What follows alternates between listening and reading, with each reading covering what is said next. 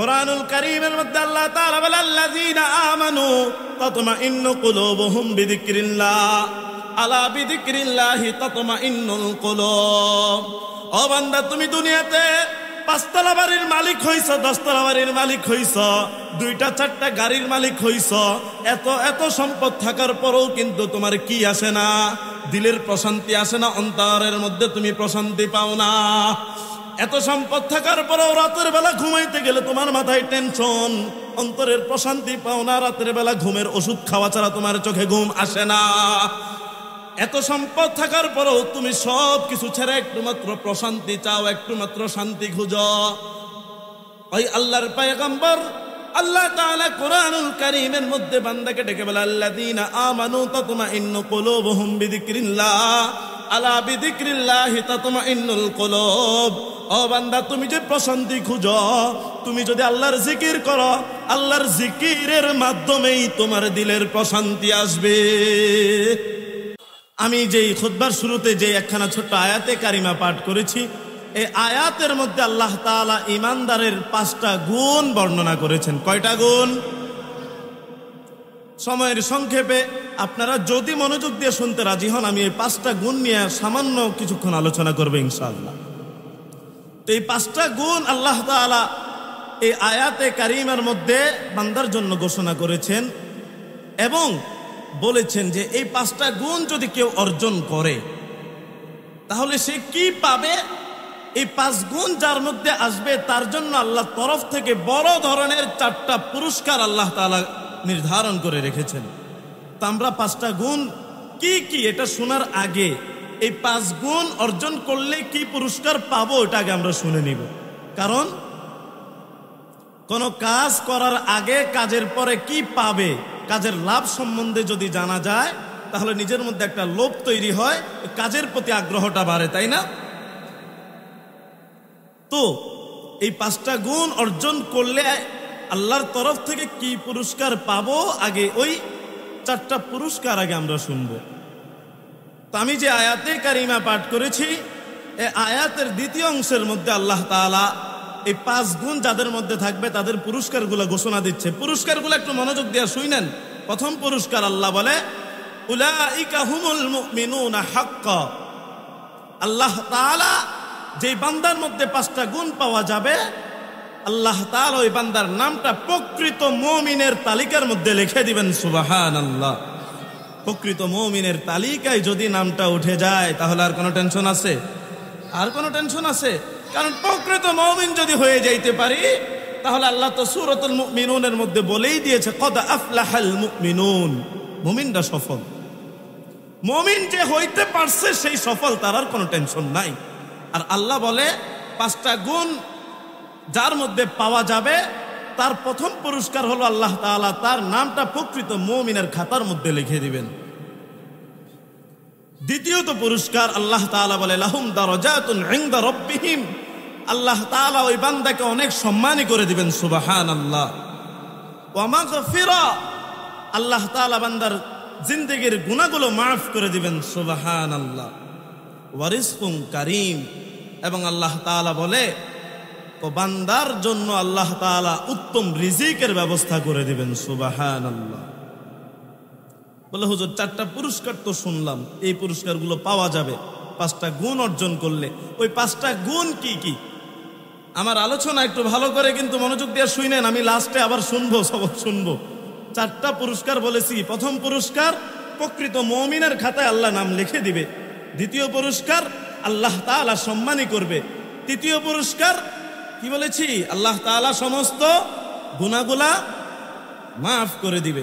চতুর্থ পুরস্কার আল্লাহ তাআলা উত্তম রিজিকের ব্যবস্থা করে দিবে। তাহলে এখন আমরা আসি যে ওই 5টা গুণ কি কি। ওই 5 গুণের মধ্যে সর্বপ্রথম শুরুতেই আল্লাহ তাআলা বলে ইন্নামাল মুমিনুনা আল্লাযীনা ইযা যুকিরাল্লাহু ওয়াজিলাত কুলুবুহুম। ওই মুমিনের যে 5টা সিফাত হবে, 5টা গুণ যে হবে, ওই 5 গুণের মধ্যে সর্বপ্রথম গুণ আল্লাহ বলে ওই বান্দার সামনে যখন আল্লাহর জিকির করা হবে, আল্লাহর স্মরণ করা হবে, ওই বান্দার সামনে আল্লাহর স্মরণ করার কারণে সাথে সাথে বান্দার অন্তরটা আল্লাহর ভয়ে কম্পন সৃষ্টি হয়ে যাবে। ও মুসলমান মুহতারাম হাজিরিন, প্রথম গুণ, বান্দার সামনে আল্লাহর স্মরণ করা হইলে বান্দার অন্তরের মধ্যে অন্তরটা কম্পিত, একটা ভীত সন্ত্রস্ত হয়ে আল্লাহর ভয় বান্দার মনের মধ্যে চলে আসবে। ও মুহতারাম হাজিরিন, আল্লাহর স্মরণ বলতে কেমন স্মরণ? আল্লাহর স্মরণ এটা জিকির ও আল্লাহর স্মরণ, নামাজ ও আল্লাহর স্মরণ। নামাজ তো যেমন আল্লাহর স্মরণ, রোজাটাও তেমন আল্লাহর স্মরণ, হজ ও আল্লাহর স্মরণ। কারণ আমরা নামাজ পড়ি কার স্মরণে? রোজা রাখি কার স্মরণে? আমরা হজ করি কার স্মরণে? আমরা যখন নফল ইবাদত গুলা করি কার স্মরণে? আল্লাহর স্মরণে। এই জন্যই তো কোরআনুল কারীমের মধ্যে আল্লাহ তাআলা বলে, ওয়া আকিমিস সালাতা লিযিকরি, ও বান্দা আমার স্মরণে তুমি নামাজ আদায় করবা। নামাজ থেকে শুরু করে যত ইবাদত গুলো আছে সবগুলো ইবাদত কিন্তু আল্লাহ তাআলার স্মরণেই হয়ে থাকে। এই জন্য ইদা যুকিরাল্লাহু ওয়াজিলাত কুলুবুহুম, এই আয়াতে কারিমার মধ্যে যেই যুকিরাল্লাহ শব্দটা পেশ করা হয়েছে, এখানে মুফাসসিরিনে কেরামগণ লেখেন এই যুকিরাল্লাহ দ্বারা আল্লাহ তাআলার সমস্ত ইবাদত গুলাই উদ্দেশ্য। তো তার মানে আল্লাহর স্মরণ যেখানেই হবে সেখানে আল্লাহর ভয় অন্তরের মধ্যে কি তৈরি হয়ে যাবে? কম্পন তৈরি হয়ে যাবে। ও মুহতারাম হাজিরিন, নামাজটা আল্লাহর স্মরণ, নামাজ আল্লাহর জিকির, রোজা আল্লাহর জিকির, হজ আল্লাহর জিকির, সব ধরনের যত ইবাদত আছে সবগুলোই যেমন আল্লাহর জিকির। কিন্তু রাসূল আরবি সাল্লাল্লাহু আলাইহি ওয়াসাল্লাম হাদিসের মধ্যে বিশেষ করে বলে, আফদালুদ যিকরি লা ইলাহা ইল্লাল্লাহ, সমস্ত জিকিরের মাধ্যমে সর্বোত্তম জিকির হলো লা ইলাহা ইল্লাল্লাহ, লা ইলাহা ইল্লাল্লাহ, সর্বোত্তম জিকির হলো লা ইলাহা ইল্লাল্লাহ। ও মুহতারাম হাজিরিন, এই লা ইলাহা ইল্লাল্লাহ শব্দটা কত দামি জানেন কিনা? আল্লাহর পয়গম্বর হযরত মুসা আলাইহিস সালাতু ওয়াস সালাম আল্লাহর দরবারে গিয়ে আল্লাহ তাআলার কাছে ফরিয়াদ করে বলে, ও আমার প্রভু, আপনি আমাকে এমন একটা স্পেশাল আমল দেন যে আমলটা আপনি অন্য কাউকে দেননি। আল্লাহর তরফ থেকে ডাক দিয়ে বলে, ও আমার পয়গম্বর মুসা, তুমি আমার কাছ থেকে স্পেশাল আমল তুমি চাইছো, যে আমলের দ্বারা তুমি তোমার আখিরাতটা, তোমার পরকালটা সহজ হয়ে যাবে। ওই তুমি আমার পক্ষ থেকে স্পেশাল আমলটা শোনো। স্পেশাল আমল হলো তুমি সকাল বিকাল সদা সর্বদা পড়বা লা ইলাহা ইল্লাল্লাহ, লা ইলাহা ইল্লাল্লাহ। আল্লাহর পয়গম্বর জনাবে মুসা আলাইহিস সালাতু ওয়াস সালাম ডাক দিয়ে বলে, আমার প্রভু, আমি তো আপনার কাছ থেকে স্পেশাল আমল চাইছি, এটা তো কোনো স্পেশাল না, এই আমল তো সবাই পড়ে, এটা তো শিক্ষিত অশিক্ষিত, এইটা তো আলেম গায়রে আলেম সবাই তো এই জিকিরটা করে, এটা তো সবাই করে, এটা কিভাবে স্পেশাল হলো? আল্লাহ তাআলা বলে, ও আমার পয়গম্বর মুসা, এই লা ইলাহা ইল্লাল্লাহ এই কালিমাটা এমন একটা দামি কালিমা, তুমি যদি এক পাল্লায় যদি সারা দুনিয়াটাকে রাখো, আরেক পাল্লায় যদি এই লা ইলাহা ইল্লাল্লাহটাকে রাখো, তাহলে এই লা ইলাহা ইল্লাল্লাহর কালিমার পাল্লাটাই ভারী হবে।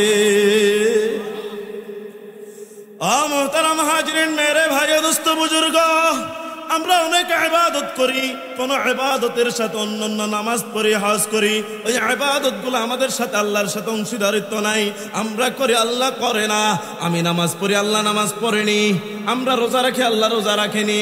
এগুলো শুধুমাত্র বান্দার জন্যই খাস।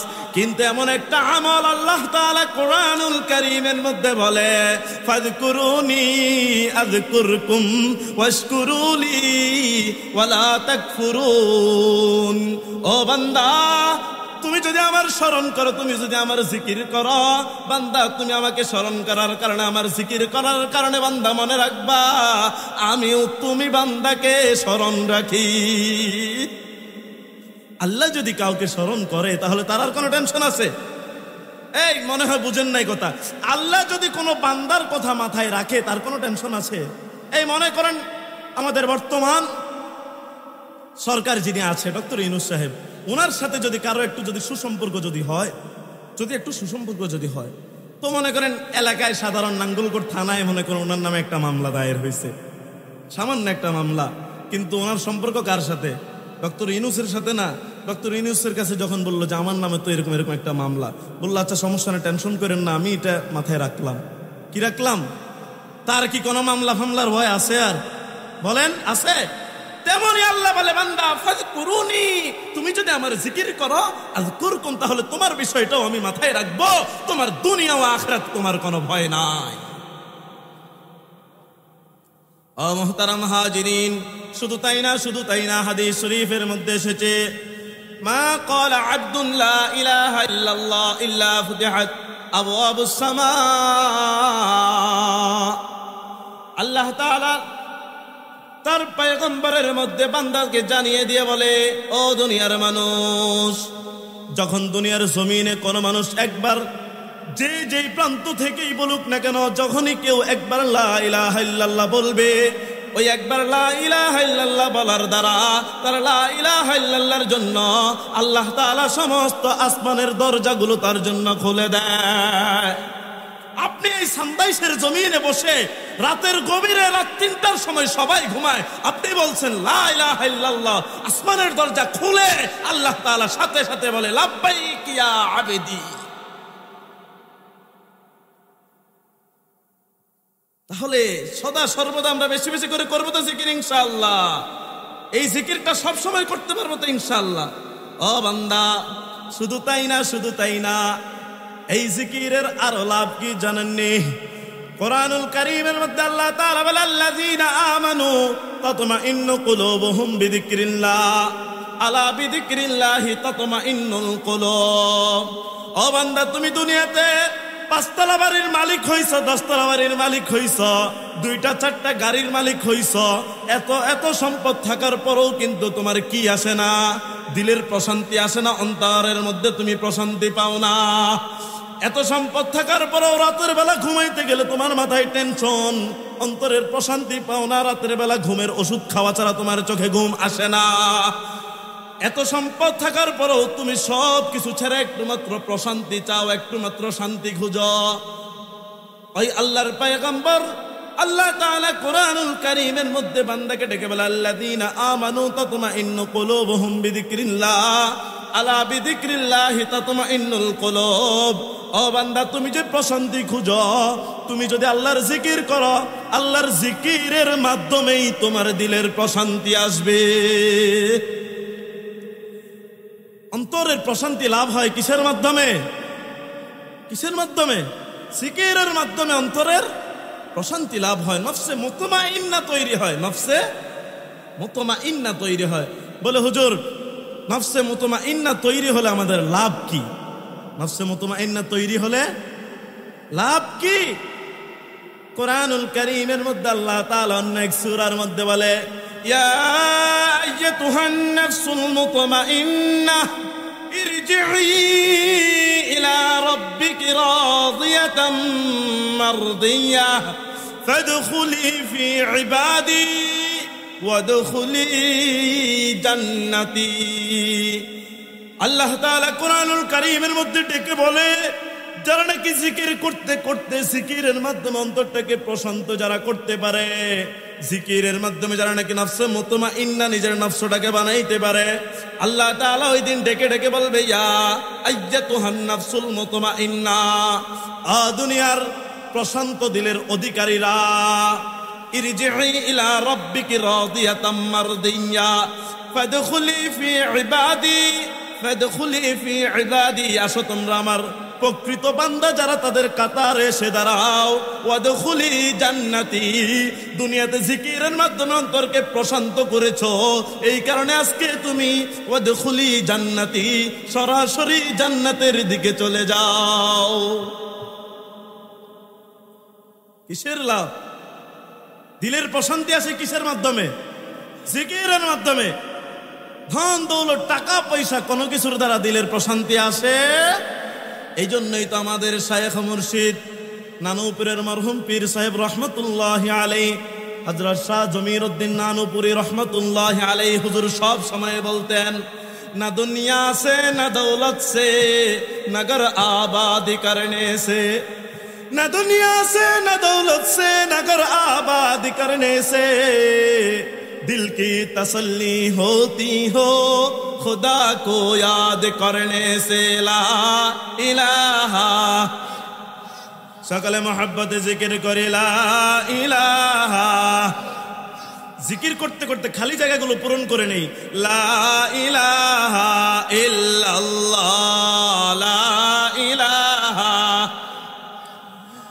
লা ইলাহা ইল্লাল্লাহ, লা ইলাহা। তাহলে এই জিকিরের লাভ, জিকিরের ফজিলত কি কি পাইলাম? জিকির করলে আল্লাহ তাআলা বান্দাকে স্মরণ রাখে। জিকির করলে আল্লাহ বান্দাকে কি করে? স্মরণ রাখে। দ্বিতীয়ত, জিকির করলে কলবের মধ্যে কি আসে? প্রশান্তি আসে। আর প্রশান্তি আসলে কি হয়? সরাসরি জান্নাতে চলে যাওয়া যায়। কথা কি বুঝাইতে পারছি? এই জন্য বান্দা সব সময় সদা সর্বদা জিকির করতে প্রস্তুত আছি তো ইনশাআল্লাহ। ইনশাআল্লাহ যখন যে অবস্থায় যে কাজ করব সর্বদা আল্লাহ তাআলার জিকির করার চেষ্টা করব। আল্লাহ তাআলা কোরআনুল কারীমের অন্য এক আয়াতে কারীমার মধ্যে বলে, আল্লাযীনা ইয়াযকুরুনাল্লাহা কিয়ামা ওয়া কুউদা ওয়া আলা জুনুবিহিম ওয়া ইয়াতাফাক্কারুনা ফী খালকিস সামাওয়াতি ওয়াল আরদ রব্বানা মা খালাকতা হাযা বাতিলা সুবহানাকা ফাকিনা আযাবান নার। আল্লাহ তাআলা বলে, তোমরা তো মনে করো দুনিয়ার জমিনে যারা মাস্টার্স কমপ্লিট করেছে তারাই হয়তো জ্ঞানী। কেউ পড়াশোনা করে জজ হয়েছে, কেউ ব্যারিস্টার হয়েছে, তারা হয়তো জ্ঞানী। কিন্তু আল্লাহর নজরে আল্লাহ বলে, তোমাদের চোখে যদিও তারা জ্ঞানী, কিন্তু না না না, প্রকৃত জ্ঞানী তারা যারা দুনিয়ার জমিনে চলার পথে, দাঁড়ানো অবস্থায়, বসা অবস্থায়, হাঁটতে চলতে যারা সদা সর্বদা জিকির করে, দুনিয়ার জমিনে তারাই সব চাইতে বড় জ্ঞানী। নিজেরে তো জ্ঞানী মনে করেন মিয়া, দিনে কয়বার জিকির করেন, আল্লাহকে কয়বার স্মরণ করেন, একটু চিন্তা করেন না যে আমি যে শুধু দুনিয়ার পিছনে দৌড়াচ্ছি, আমি যে শুধু টাকার পিছনেই ছুটছি, আমার রব তো আমাকে একজন বানাইছে, তিনি কেন কি জন্য আমাকে বানাইছে একটু বার ভাবেন। যে আল্লাহ তো আমাকে কত নিয়ামত দিল, আল্লাহর এত নিয়ামত ভোগ করার পরও আমি শুধু দুনিয়া নিয়েই ব্যস্ত, 5 ওয়াক্ত নামাজ পড়ার মতো সময় আমার হাতে হয় না। আফসোস বান্দা, আফসোস। একটাবার কি চিন্তা আসে না যে আল্লাহ যখন ধরবে, আল্লাহ যখন জিজ্ঞেস করবে, ও বান্দা, এই যে মসজিদে আজান হয়েছিল, নামাজের সময় নামাজ চলতেছিল, তখন তুমি দোকান নিয়ে ব্যস্ত ছিলা, দোকান করার জন্য তোমার যা যা প্রয়োজন, হাত পা চক্ষু সব নিয়ামত তো আল্লাহ তোমাকে দিছে, সারাদিন দোকানদারি করলা, মাত্র একটা বেলা মুয়াজ্জিন তোমাকে এরকম দিনের মধ্যে 5 বেলা আল্লাহর দরবারে, যে আল্লাহর যেই কোম্পানির সবকিছু নিয়ে তুমি ব্যবসা করতেছো, ওই কোম্পানির পক্ষ থেকে দিনে 5 বার ডাক আসে, তোমার কি 5 বার একটু মসজিদে যাইতে মন চায় না? এই যদি প্রশ্ন করে, কোন উত্তর দেওয়ার মতো আছে কোন ওয়ে? কোন অপশন নাই। আমার আফসোস হয়। তো সদা সর্বদা সকলে, আমি যে 5টা গুণের কথা বলেছি, প্রথম গুণ বলেছি, যখনই আল্লাহর কি হবে? জিকির করা হবে, যেখানে আল্লাহর স্মরণ হবে, কলবের মধ্যে কি আসবে? আল্লাহর ভয় তৈরি হয়ে যাবে। আল্লাহর নাম শোনার সাথে সাথেই কলবের মধ্যে কি তৈরি হয়ে যাবে? আল্লাহর ভয় তৈরি হয়ে যাবে। কেমন ভয়? সামান্য একটা উদাহরণ দিলে বুঝতে পারবেন আল্লাহর নাম শোনার সাথে কেমন ভয়। আমরা এখনকার সময় এটা কম দেখি, ছোটবেলা আমাদের মা বোনদেরকে, গ্রামগঞ্জের মা বোনদেরকে দেখতাম, যখন অবহেলায় অলসতায় পড়ে আছে, মাথায় কাপড় নাই, কিচ্ছু নাই, ঘরের মধ্যে আছে, কিন্তু যখন এই মসজিদে মুয়াজ্জিন সাহেব আল্লাহু আকবার বলে আজান দেয়, আজানটা শোনার সাথে সাথে কি করে বলেন তো? মাথায় কাপড়টা উঠে আনে। তাকে কি কেউ বলছে যে মাথায় কাপড় দাও? নাকি রাষ্ট্রীয় কোনো আইন আছে? তাহলে কেন দিল? কার ভয়? আল্লাহর ভয় দিয়েছে। এটাই আল্লাহর ভয়। আল্লাহর স্মরণটা কানে আসার সাথে সাথেই দিলের মধ্যে কি তৈরি হবে? ভয় তৈরি হয়ে যাবে। কিন্তু আফসোস, এখনকার মা বোনদের মধ্যে এই আল্লাহর ভয়টা নাই বলেই আজকে আমাদের এই অধপতন। মাথায় কাপড় দেওয়া তো দূরের কথা, জানার সময় তো দূরের কথা, ঘর থেকে বের হয় তার পর্দার কোনো খোঁজ খবর নাই। ঠিক না বেঠিক? যাও যদিও দু চারজনে পর্দা নামের বোরকা পরে বের হয়, অনেক মা বোনরা বোরকা পরে বের হয়, কিন্তু আবার কি খোলা রাখে বলেন তো? মুখটা খোলা রাখে। আচ্ছা আমাকে ছোট্ট একটা উদাহরণ আপনার বুঝান তো। ওর তো জামা তো গায়ে পরা আছেই, তো শরীর তো ঢাকা আছেই, তো এই জামার উপরে আবার বোরকা পরলো। যখন জামা পরা ছিল তখনও মুখটা খোলা ছিল, জামার উপরে বোরকা পড়ছে তখনও মুখটা খোলা। লাভ কি বলেন, আমাকে বুঝান, লাভ কি? এই পর্দা কি মুখ খোলা রাখলে পর্দা হয়? হয়? মুখ খোলা রাখলে পর্দা হয় না। আবার অনেকে এখন দেখি আমাদের মা বোনদের মুখ দেখার জন্য বিভিন্ন নতুন নতুন ফতুয়া আমাদের মতো আলেমরাই আবার বের করে। অনেক জায়গায় কিছু সবখানে না, আপনাদের এদিকে আছে কিনা আমি জানি না, আমি অনেক জায়গায় দেখি আলিয়া মাদ্রাসাগুলাতে মেয়েরা মুখ খোলা অবস্থায় ক্লাস করতেছে।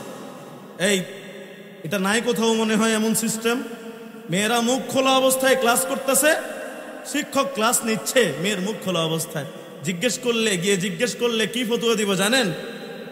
কি ফতুয়া দিবে জানেন? বলবে, আরে শিক্ষক তো বাবার মতো, ছাত্রীরা তো নিজের মেয়ের মতো, তাহলে এখানে আর সমস্যা নাই, মুখ দেখলে কি নাই, সমস্যা নাই, এই ফতুয়া দিবে। কিন্তু আপনি দেখেন না, রাসূল আরবি সাল্লাল্লাহু আলাইহি ওয়াসাল্লাম যখন মৃত্যুবরণ করে, হযরত আয়েশার ঘরে রাসূলের মৃত্যু হয়। কার ঘরে? মনে রাখবেন ভালো করে, হযরত আয়েশার ঘরে যখন রাসূলের মৃত্যু হয়, আবু বকর খবর শুই না দৌড় দিয়ে আসছে, হাদিসের মধ্যে ভেবে আসছে। আসার পর রাসূলের ওই আয়েশার ঘরের সামনে দাঁড়িয়ে ঘরে ঢুকার জন্য অনুমতি চাইছে। ঘর কার? হযরতে আয়েশার ঘর। কিন্তু মনে রাখেন, নিজের মেয়ের ঘর। আয়েশা আবু বকরের কি ছিল? কন্যা ছিল। তো কন্যার ঘরে বাবা ঢুকবে, সেখানে কি অনুমতির প্রয়োজন আছে? কথা বুঝছেন? মেয়ের ঘরে বাবা ঢুকবে, এখানে তো অনুমতির কোনো প্রয়োজন নাই।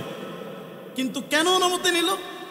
নবীজির অন্যান্য স্ত্রীরাও ওই ঘরে ছিল, নবীজির অন্যান্য স্ত্রীরাও ওই ঘরে ছিল। নবীজির স্ত্রীরা সমস্ত মুমিনদের জন্য কি বলেন তো? উম্মাহাতুল মুমিনিন, সমস্ত মুমিনদের কি মা। নবীর স্ত্রীরা সমস্ত মুমিনদের মা। কথা বুঝছেন তো? আবু বকরেরও তো মা, তাই না? শুধু আয়েশা তো হলো নিজের কন্যা, এটা মানলাম। আয়েশা ছাড়া বাকি স্ত্রী যারা আছে তারাও কি উম্মাহাতুল মুমিনিনের কাতারে আবু বকরের মা না? মা। তো আবু বকর অনুমতি চাইলো, অনুমতি চাওয়ার পর নবীর স্ত্রীরা যারা ঘরের ভিতর ছিল তারা সবাই পর্দার আড়ালে চলে গেল। অতঃপর আবু বকর রাদিয়াল্লাহু তাআলা আনহুকে অনুমতি দিল। অনুমতি দেওয়ার পর উনি ঘরের ভিতর গেল।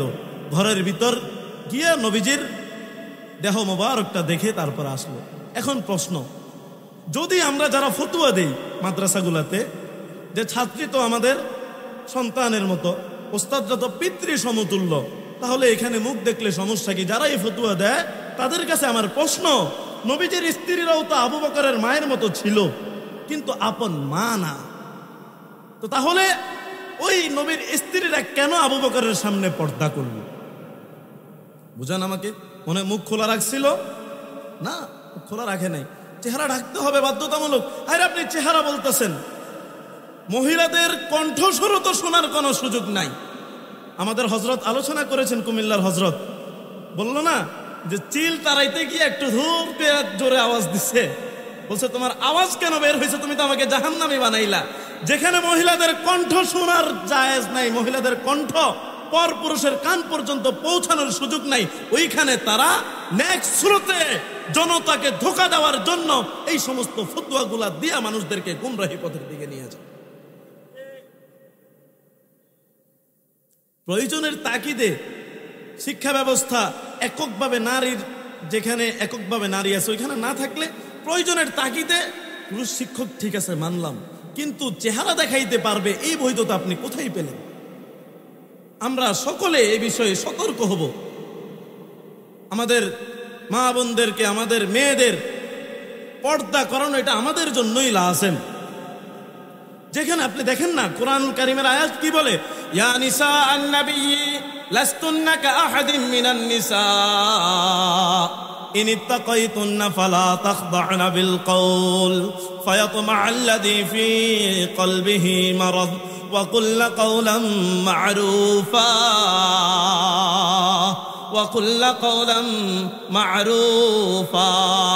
আল্লাহ তাআলা নারী জাতিদেরকে, মা বোনদেরকে ডেকে ডেকে বলে, ও দুনিয়ার মহিলারা, তোমরা নিজেদের স্বামী ছাড়া কোন পর পুরুষের সাথে কথাবার্তা তো বলবাই না, বরং যদি এমন হয় কোন প্রয়োজনের তাগিদে একেবারে অপারগ হয়ে কোন পর পুরুষের সঙ্গে কথা বলা লাগে, যেমন মনে করো তুমি তোমার ঘরের মধ্যে বসে আছো, তোমার স্বামী বাসায় নাই, স্বামীর কোন বন্ধু স্বামীকে খোঁজার জন্য আসছে, তুমি পর্দার অন্তরাল থেকে, পর্দার আড়াল থেকে যদিও তার সাথে কথা বলো, এমন কোন মিষ্টি মধুর ভাষায় কথা বইল না যেই তোমার কথা, তোমার কণ্ঠস্বর শুই না তার মনের মধ্যে বিন্দু পরিমাণে একটু মজা মজা ভাব আসে। যেখানে বলছে কথা যদি অপারগ হয়ে যদি বলা লাগে, কিভাবে বলতে হবে? একটু কঠোর শক্ত ভাষায়। মানে সে মনে করো আয়েশা যে জিজ্ঞেস করছে, এই হাবিব ভাই ঘরে আছেন? আপনি হাবিব ভাই ঘরে নাই, হাবিব ভাইয়ের ওয়াইফ ঘরে বসা আছেন। এখন আপনি যদি সুন্দর করে মিষ্টি করে যদি বলেন, ভাইয়া আপনার ভাইয়া তো বাসায় নাই, আপনি এত মিষ্টি করে বললে উনি পরে আরেক লাইন আগাবে যে ভাবি তো, আচ্ছা ভাইয়া তো বাসায় নাই, আপনি কেমন আছেন? তখন এইভাবেই কিন্তু গুনাহের সৃষ্টিটা এইভাবেই কিন্তু হয়।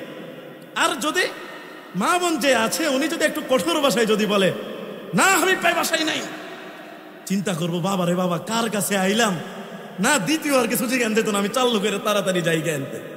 বাস্তব না এটা? মেয়ে মানুষের কণ্ঠ, যে মেয়ে মানুষ যত একটু স্মার্টলি একটু সুন্দর করে কথা বলবে তার প্রতি আকর্ষণটা একটু বেশি হয় না মানুষ? তো যেখানে একটু কথাবার্তার মাধ্যমে যদি আকৃষ্ট হয়, তাহলে ওই যেভাবে কথা বললে পুরুষ আকৃষ্ট হবে ওইভাবে কথা বলা নিষেধ। তাহলে যেখানে চেহারা দেখার মাধ্যমে আকৃষ্ট হয় ওইখানে মনে হয় চেহারা দেখা জায়েজ, তাই না? এই চেহারা দেখা জায়েজ আছে? আমার এলাকায় আছে এরকম প্রতিষ্ঠান, আমি দেখেছি, এমন মাদ্রাসা আছে আমার গ্রামে। আমার গ্রামের বাড়ি আবার আপনাদের পাশেই কাশীপুর। আমার গ্রামের বাড়ি কাশীপুরে, আমাদের গ্রামে আছে, আমি দেখি। এগুলা থেকে আল্লাহ তাআলা আমাদেরকে হেফাজত করুক, সকলে বলুন আমিন।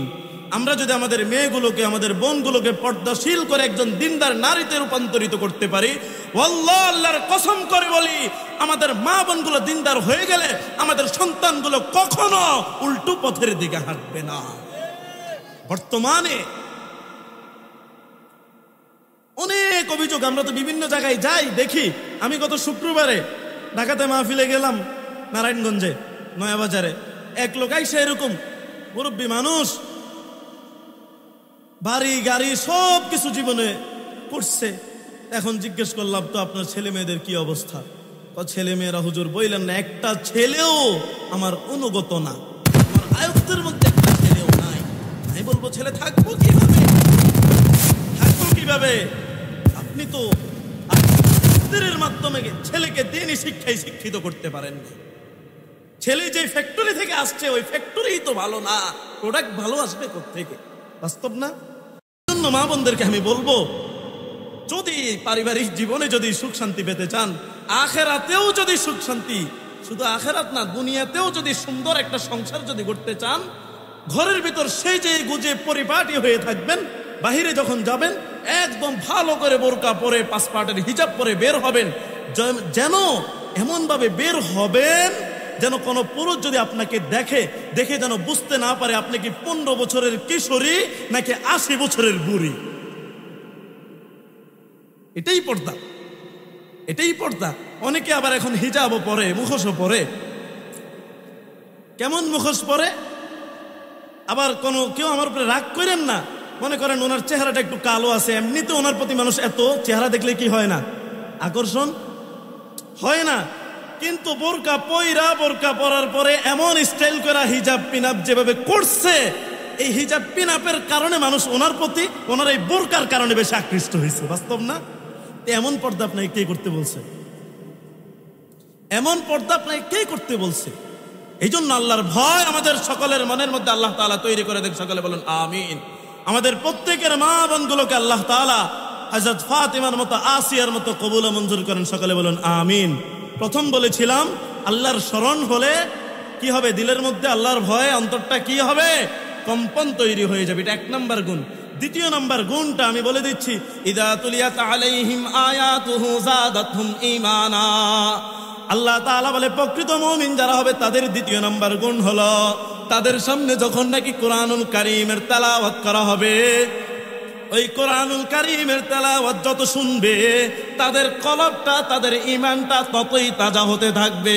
সুবহানাল্লাহ। এই সংক্ষেপে বলে শেষ করে দিচ্ছি, হুজুর চলে আসছে। যে দ্বিতীয় গুণ কি বললাম? যখন তাদের সামনে কোরআনুল কারীমের তেলাওয়াত করা হবে তাদের ঈমানটা কি পাবে? বৃদ্ধি পাবে। মানে কোরআনের তেলাওয়াত যত শুনবে ততই মজা লাগবে। সোজা কথা, কোরআনের তেলাওয়াত যত শুনবে ততই মজা লাগবে। কাদের? যারা প্রকৃত মুমিন হবে তাদের। কথা বুঝছেন? কিন্তু তৃতীয়ত গুণ যেটা, 3 নাম্বার গুণ যেটা আল্লাহ তাআলা বলে ওয়া আলা রাব্বিহিম ইয়াতাওয়াক্কালুন, সদা সর্বদা সর্ব অবস্থায় ভরসা রাখবে কার উপর? নাকি বাবার উপর? হ্যাঁ, চন্দ্রপাড়ার বাবার উপরে ভরসা থাকবে। ভরসা কার উপর? কোনো কিছুর প্রয়োজন হলে কার কাছে চাইতে হবে? আমার সন্তান নেই, আল্লাহর কাছে চাইবো। আমার ধন সম্পদের অভাব, আল্লাহর কাছে চাইবো। আমি মাইজবান্ডার দরবারে গিয়া বাবার কাছে যদি চাই, আমি যেটা চাইবো সেটা তো পাবোই না, বরং আমার ঈমান নামক দৌলতটাকে আমি ওইখানে কুরবানি দিয়ে চলে আসা হল। তাহলে ভরসা সদা সর্বদা কার উপর? আল্লাহর উপর থাকতে হবে। ওয়া আলা রাব্বিহিম ইয়াতাওয়াক্কালুন। কয় নাম্বার গুণ বললাম? 3 নাম্বার গুণ কিন্তু বলে ফেলছি। চতুর্থ গুণ, আল্লাযীনা ইউকিমুনাস সালাহ ওয়া মিম্মা রাযাকনাহুম ইউনফিকুন। যে সদা সর্বদা কি করবে? নামাজ পড়বে। এটা হলো প্রকৃত মুমিনের চতুর্থ গুণ। 5ম নাম্বার গুণ, ওয়া মিম্মা রাযাকনাহুম ইউনফিকুন। আল্লাহ তাআলা তাকে যেই রিজিক দিয়েছে ওই রিজিক থেকে সদা সর্বদা নিজের সাধ্য অনুযায়ী আল্লাহর রাস্তায় খরচ করবে। প্রকৃত মুমিন হতে হলে কয়টা গুণের প্রয়োজন? 5টা গুণ। প্রথম গুণ, যেখানে আল্লাহর স্মরণ হবে আল্লাহর ভয় অন্তরের মধ্যে কি তৈরি হবে? কম্পন তৈরি হবে। দ্বিতীয় গুণ, যখনই তার সামনে কোরআনুল কারীমের তেলাওয়াত করা হবে তখন তার ঈমানটা কি পাবে? বৃদ্ধি পাবে। তৃতীয় নম্বর গুণ, সদা সর্বদা আল্লাহ তাআলার উপর ভরসা রাখবে। আরে আল্লাহর উপর ভরসা এখন আমরা রাখতে পারি না। অনেক কাজে আল্লাহর উপরে ভরসা হারিয়ে ফেলি, কারণ পূর্ণ ইয়াকিন নাই তো। অথচ আল্লাহ তাআলা বলে ওয়া মান ইয়াতাওয়াক্কাল আলাল্লাহি ফাহুয়া হাসবু। ও বান্দা, দুনিয়ার মধ্যে যে আমি আল্লাহর উপরে যে ভরসা রাখতে পারবে, আমি আল্লাহ তাআলাই তার জন্য যথেষ্ট হয়ে যাব। আল্লাহ নিজে বলে দেয়, আল্লাহর উপর ভরসা রাখলে আল্লাহই যথেষ্ট হয়ে যায়। তো চতুর্থ গুণ বলেছিলাম সদা সর্বদা নামাজ পড়তে হবে। এখন বর্তমানে আমরা নামাজের প্রতি অনেক গাফেল। নামাজ পড়ে না, আবার নিজেকে দাবি করে প্রকৃত ঈমানদার। ঠিক না? অনেক ভাইদেরকে আমরা যখন দাওয়াত দেই যে ভাই মুসল্লি, আমাদের অনেক মুসল্লিকে, ভাই নামাজ কেন পড়েন না? আপনাকে তো মসজিদে অনেক আমি খুঁজি, কেন আপনাকে মসজিদে পাই না? আপনার বয়স তো অনেক হয়ে গেছে, আপনার কি জাহান্নামের কোনো ভয় নাই? নামাজ কেন পড়েন না? কি উত্তর দেয় জানেন? হুজুর, আমরা নামাজ না পড়লে কি হইব? আমাকে ঈমান ঠিক আছে। নাউজুবিল্লাহ। যেখানে হাদিসের মধ্যে আল্লাহর পয়গম্বর বলে আল ফারিকু বাইনাল মুমিন ওয়াল কাফির তারাকাস সালাহ, মুমিন আর কাফেরের মধ্যে পার্থক্যই হলো নামাজ। সেখানে কি বলে? নামাজ না পড়লেও ঈমান ঠিক আছে। নামাজ না পড়েও নাকি জান্নাতি হওয়া যায়। অনেক বাবার দরবারে আমরা দেখি অনেকে গানে গানে বলে, অনেকে আবার গানে গানে বলে আরে পানির নিচে জলে বাতি ফু দিলেও নিবে না, আরে পানির নিচে জলে বাতি ফু দিলেও নিবে না, আমগো বাবার মুরিদ হইলে নামাজ রোজা লাগে না। বলেন নাউজুবিল্লাহ। এরা ভণ্ড 100%। এটা সব সময় মনে রাখবেন।